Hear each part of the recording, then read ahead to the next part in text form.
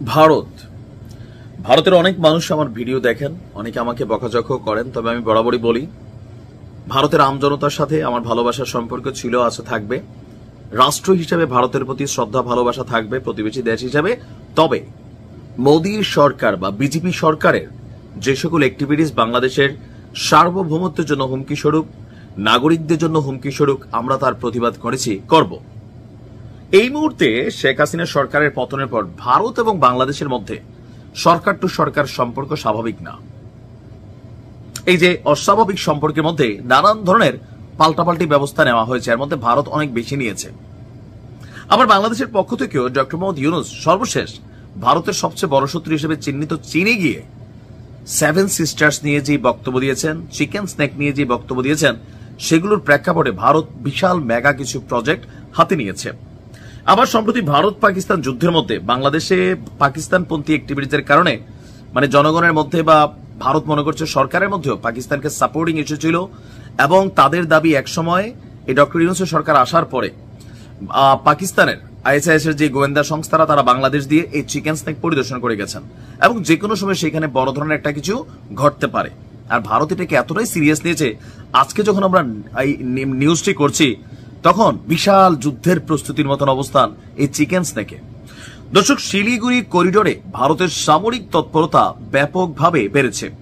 ভারত তার পূর্ব সীমান্ত শিলিগুড়ি করিডোর বা চিকেন নেকে রাফায়েলের মতন ফ্রান্স থেকে আনা অত্যাধুনিক প্রযুক্তির যুদ্ধ বিমান এবং রাশিয়ার তৈরি S-400 বিমান প্রতিরক্ষা ব্যবস্থা মোতায়েন করেছে। দেখে মনে হচ্ছে বাংলাদেশের সাথে ভারতের যুদ্ধ নিশ্চিত বা যে কোনো একটা ঘটনার দিক দিয়ে ঘটবে, এমনটাই অনেক কাজ করছেন, বাট বিষয়টা তো তা না। ভারতীয় গণমাধ্যম বলছে এই করিডোরটি ভারতের জন্য কৌশলগতভাবে খুবই গুরুত্বপূর্ণ, কারণ এটি ভারতের উত্তর পূর্বাঞ্চলের রাজ্যগুলোর সঙ্গে মূল ভূখণ্ডের একমাত্র সংযোগস্থল, যা মাত্র 20 থেকে 22 কিলোমিটার প্রশস্ত, এবং এই জায়গাটা বাংলাদেশ, নেপাল, ভুটান, চীনের সংযোগস্থলে অবস্থিত। পাকিস্তানের সাথে উত্তেজনা প্রশমিত হয়ে গেলেও ভারতের দৃষ্টি এখন বেইজিং এবং ঢাকার দিকে, মানে চীন এবং ঢাকার দিকে। চীন ভুটান সীমান্তে সাম্প্রতিক চীনা সামরিক মহড়া এবং বাংলাদেশের রাজনৈতিক পরিবর্তন নয়াদিল্লিকে আরো সতর্ক করে তুলেছে। বাংলাদেশে চীনের তৈরি 32টি JF-17 যুদ্ধ বিমান কিনতে পারে এমন খবর ভারতের উদ্বেগ বাড়িয়েছে। আর এই যুদ্ধ বিমানগুলো উন্নত রাডার, ইলেকট্রনিক ওয়ারফেয়ার সিস্টেম এবং দূরপাল্লার ক্ষেপণাস্ত্র দিয়ে সজ্জিত। যদি এগুলো উত্তর বাংলাদেশের ঘাঁটিতে মোতায়েন করা হয়, তাহলে তা ভারতীয় সীমান্ত এবং গুরুত্বপূর্ণ সামরিক স্থাপনাগুলোর জন্য হুমকি হতে পারে বলে ভাবছে আপনার ভারত।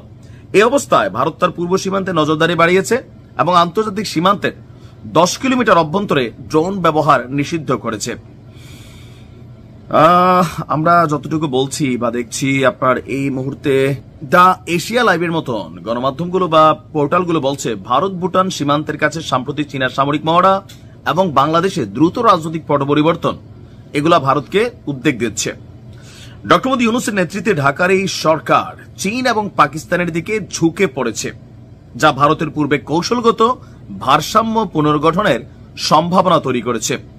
আর এর মধ্যেই ভারত এখানে নানান অবস্থান নিচ্ছে। ভারতের অবস্থান কেবল একটি সামরিক প্রস্তুতি নয়, এটি একটি কৌশলগত বার্তাও যে শিলিগুড়ি করিডোরকে কেবল একটি রাস্তা নয়, এটি ভারতের একটি লাল রেখা বলে মনে করা হয়। মানে ভারতের টেনশন হচ্ছে বাংলাদেশের JF-17 যে যুদ্ধ বিমানগুলো চীন থেকে কিনছে। আমি মনে করি এগুলো আমাদের আরো অনেক কিনা দরকার, আরো প্রযুক্তিগত কিনা দরকার। এটা কোন দেশের উপর তাবেদারি করা অথবা কোন দেশের উপর নির্ভরশীল থাকা জরুরি না। খামাখাত আমরা কোন দেশের ডিস্টার্ব দরকার নাই, তবে আমাদের দেশে কখনো হামলা হলে আমাদের প্রস্তুতি থাকতে হবে। ভালো থাকুন।